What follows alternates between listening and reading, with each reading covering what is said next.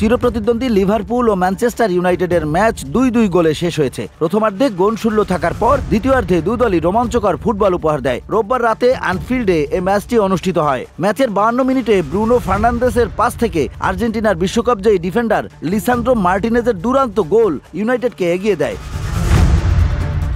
তবে মাত্র 7 মিনিট পরই লিভারপুলের কোডি গাকপো অসাধারণ শটে সমতায় ফেরেন। 70 মিনিটে মোহাম্মদ সালাহ পেনাল্টি থেকে গোল করে লিভারপুলকে এগিয়ে নেন।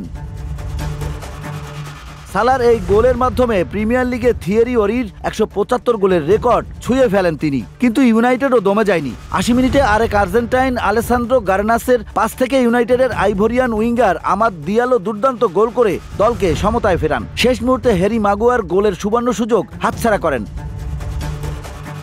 বদলি খেলোয়াড় জোশুয়া জিরকোসির পাস থেকে তার শটটি ক্রসবারের উপর দিয়ে চলে যায়, ফলে ইউনাইটেডের সুযোগ হাতছাড়া হয়। ম্যানচেস্টার ইউনাইটেডের নতুন ম্যানেজার অ্যামেরিমের অধীনে দলটি সাম্প্রতিক সময়ে ধারাবাহিক ব্যর্থতার মধ্য দিয়ে যাচ্ছিল। তবে এই ম্যাচে তাদের লড়াকু মনোভাব ও সাহসী ফুটবল ভক্তদের মন জয় করেছে। BOD Bangla news desk.